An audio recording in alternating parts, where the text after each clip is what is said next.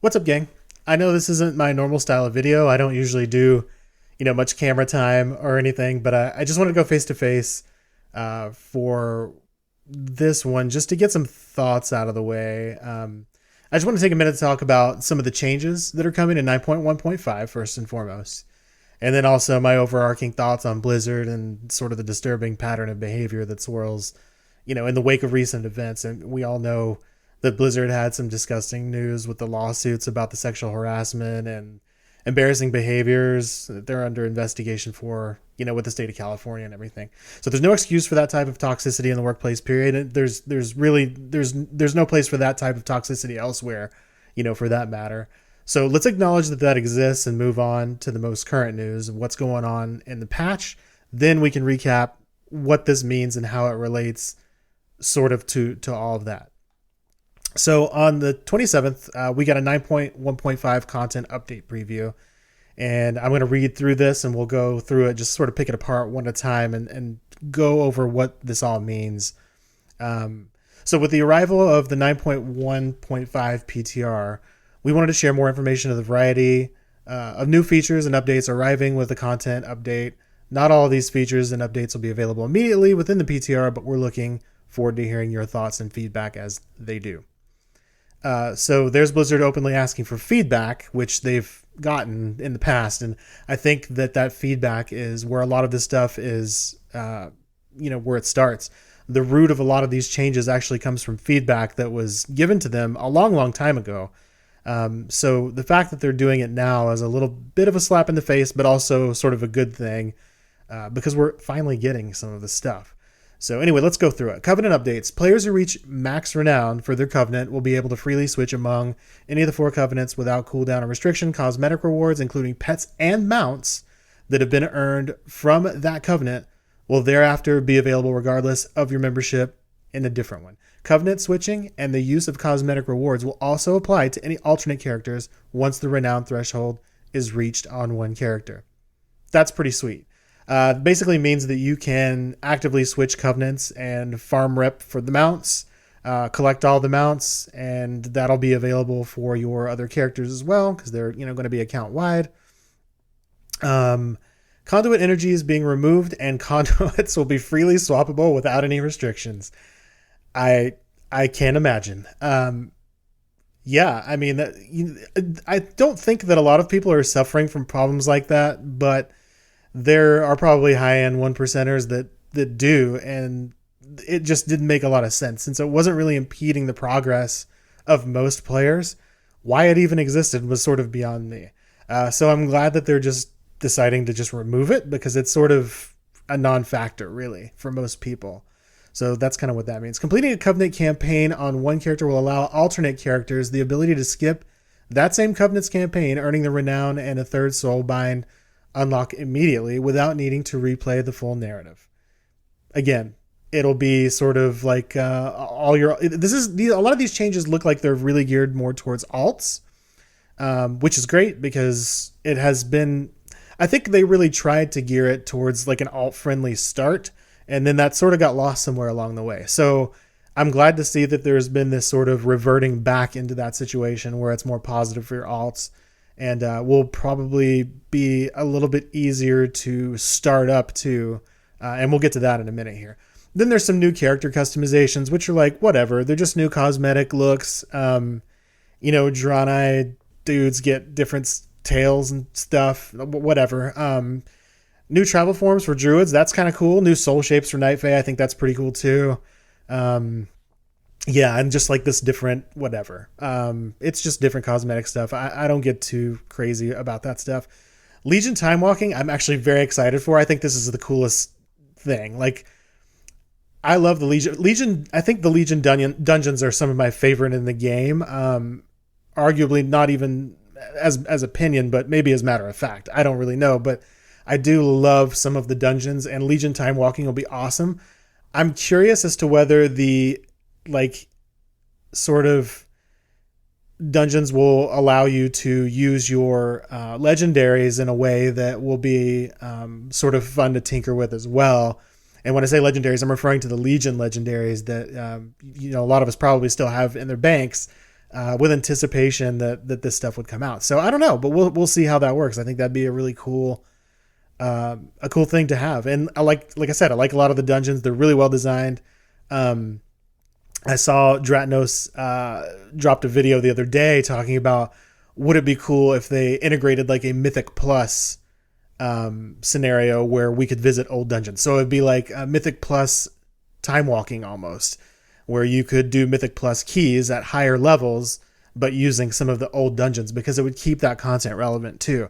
And I think players really miss a lot of those old dungeons, and that'd be super cool. I thought that was a really good idea. I'd like to see that implemented.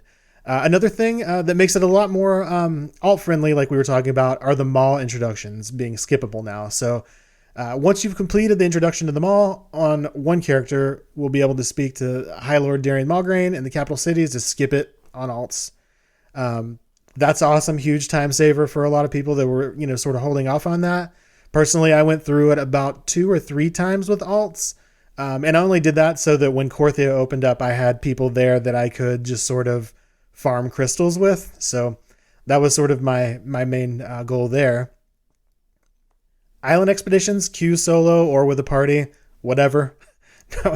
I don't know who asked for this.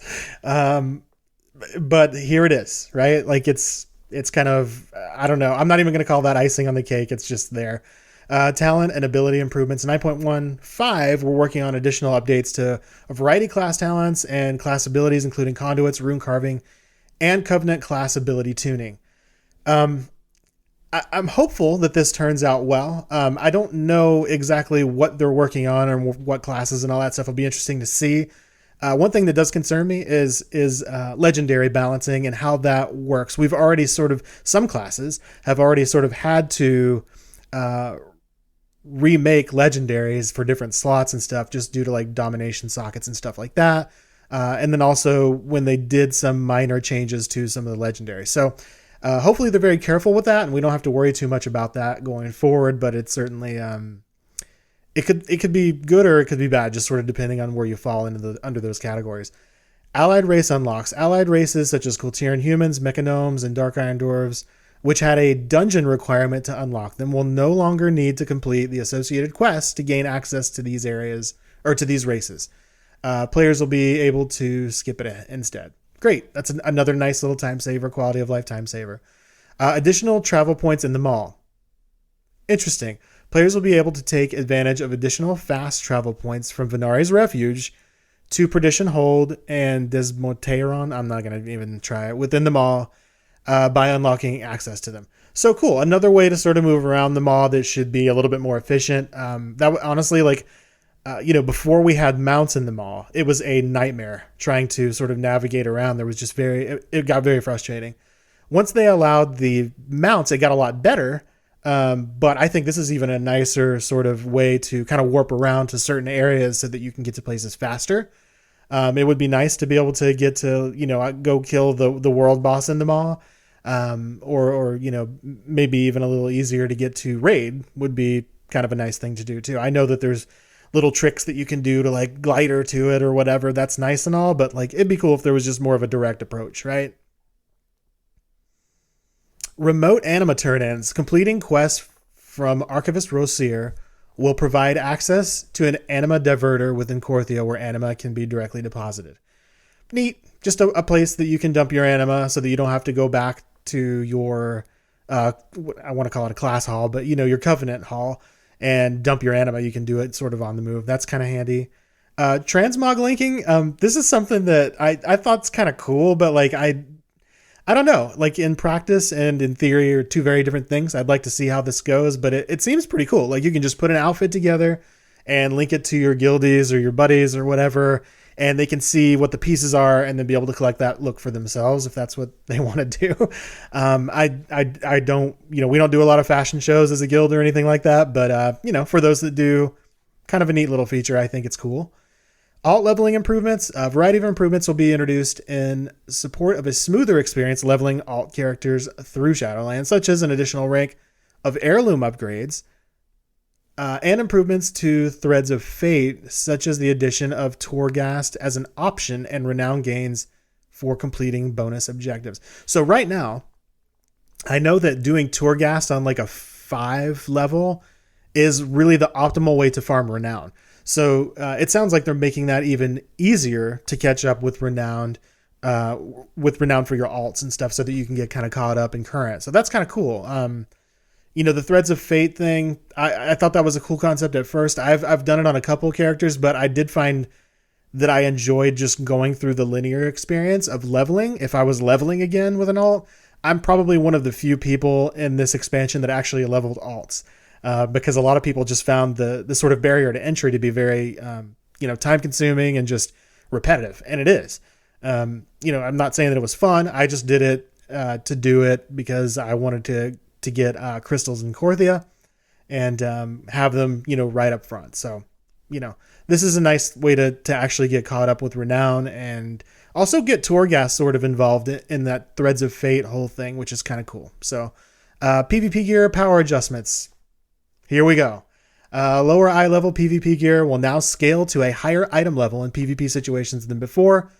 This should reduce the power level gap so that new characters can feel that they're able to compete in battlegrounds and arenas more readily. This change will not affect high item level PvP gear. So basically, when you enter into a PvP situation, you'll now be on a little bit more equal footing with the players that do nothing but PvP and only have PvP gear high eye level. That's really fun. That's going to make BGs a lot more fun. That's going to make Arena a lot more interesting. This changes a lot for PvP. So I'm kind of excited about it. I think it's a good change. We'll see how it goes. But for those that have not had the time to invest in PvP and PvE, if you like to do, if you want to do a little bit of both, I do a little bit of both, but I find myself cheating one to do more of the other because I just, there's only so many hours in the day, right? So it's one of those scenarios, and this makes it a little bit more enticing to want to get involved in more PvP for myself personally. So I think it's a good change.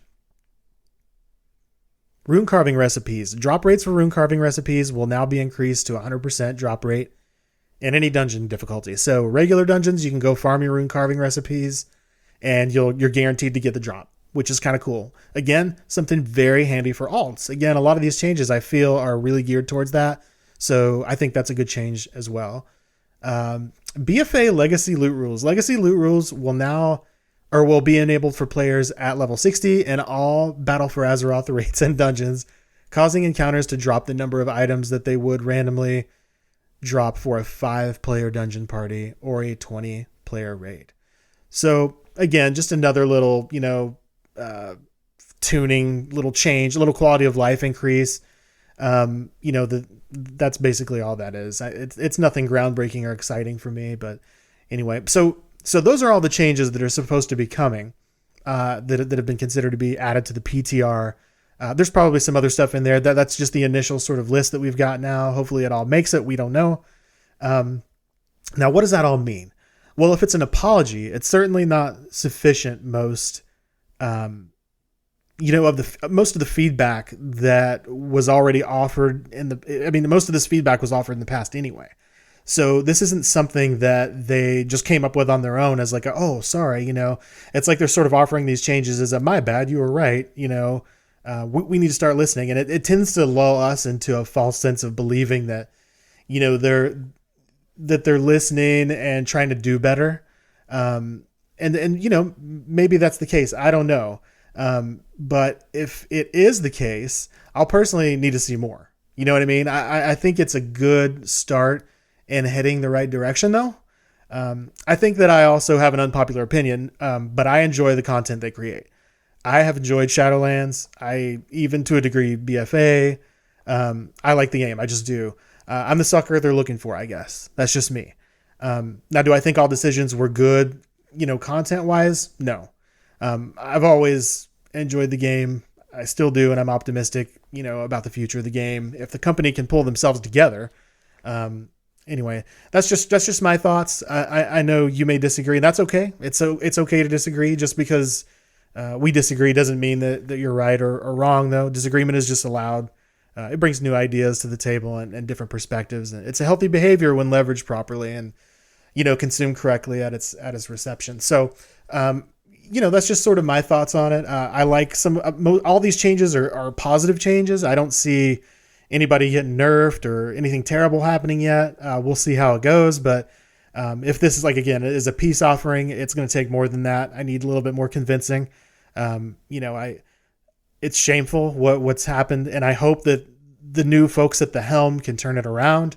And I'm just going to leave on those thoughts. I'm still playing the game. I'm not one of the people that left to go play I do play Final Fantasy, but it's hard for me to get into. Anyway, that's my thoughts on these most recent patch notes or the PTR update. So take care, and until next time, peace.